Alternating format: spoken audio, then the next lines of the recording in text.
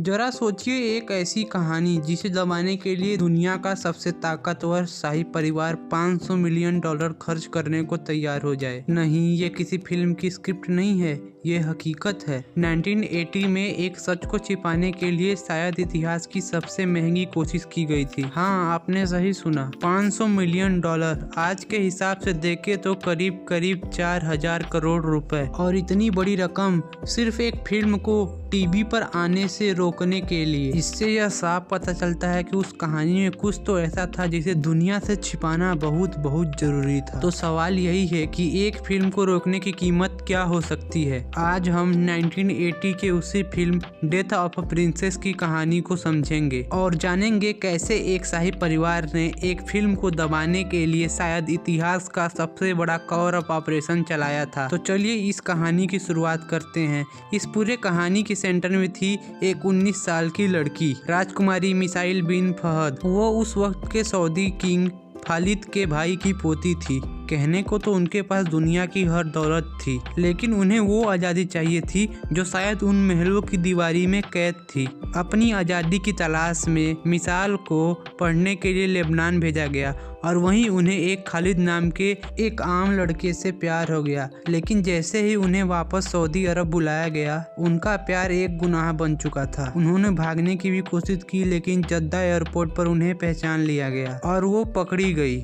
जुलाई 1977 में उस राजकुमारी और उसके आशिक को सरेआम मौत की सजा दे दी गई। अब आप सोच रहे होंगे कि जुर्म क्या था, तो ऑफिशियल चार्ज लगाया गया बेविचार का, यानी शादी के बाहर संबंध रखना। शरिया कानून और शाही परिवार के नज़रों में ये एक ऐसा अपराध था जिसकी सजा सिर्फ और सिर्फ मौत थी। रॉयल फैमिली ने सोचा चलो किस्सा खत्म, कहानी यही दफन हो गई। लेकिन उन्हें क्या पता था, ये तो सिर्फ एक शुरुआत थी। ये सच दुनिया के सामने आने वाला था और इसकी वजह बने एक जर्नलिस्ट एंथनी थॉमस, जिन्होंने इस कहानी को दुनिया तक पहुंचाने की ठान ली थी। अब समय बीतता है, साल आता है 1980। जैसे ही ये खबर रियाद पहुंची कि डेथ ऑफ अ प्रिंसेस नाम की फिल्म अमेरिका और ब्रिटेन में दिखाई जाने वाली है, बस हड़कंप मच गया। शाही परिवार ने इसे अपनी इज्जत पर हमला माना। यहीं से शुरू हुआ एक ऐसा डिप्लोमेटिक वार जो शायद ही पहले कहीं देखा गया हो। तो सबसे पहले कोशिश की गई पैसे से बात बनाने की। एक अफवाह है कि फिल्म के प्रोड्यूसर को शायद $11 मिलियन ऑफर किए गए,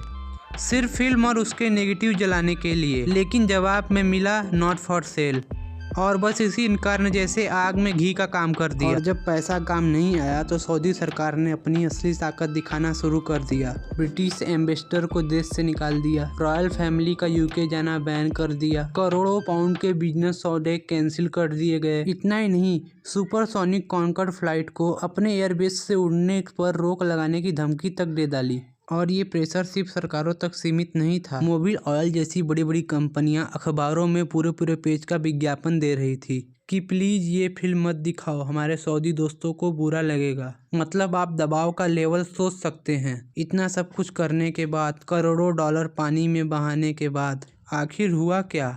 क्या वो उस एक फिल्म को छिपाने में कामयाब रहे? चलिए देखते हैं, जब एक बहुत बड़ा दांव उल्टा पड़ जाता है तो नतीजा क्या होता है। लेकिन इस पूरे ड्रामे का नतीजा बिल्कुल उल्टा निकला। फिल्म को दबाने की कोशिश ने उसे और ज़्यादा मशहूर बना दिया। इस विवाद ने फिल्म को इतनी ज़बरदस्त पब्लिसिटी दी कि अमेरिका में ये PBS चैनल के इतिहास की सबसे ज़्यादा देखी जाने वाली फिल्म बन गई। और यही इस कहानी की सबसे मज़ेदार और कहें तो विडंबना वाली बात है। जिस कहानी को छिपाने के लिए इतना बड़ा डिप्लोमेटिक बवाल किया गया, वही बवाल दुनिया की सबसे बड़ा मार्केटिंग कैंपेन बन गया। अब तो हर कोई देखना चाहता था इस फिल्म में आखिर ऐसा है क्या।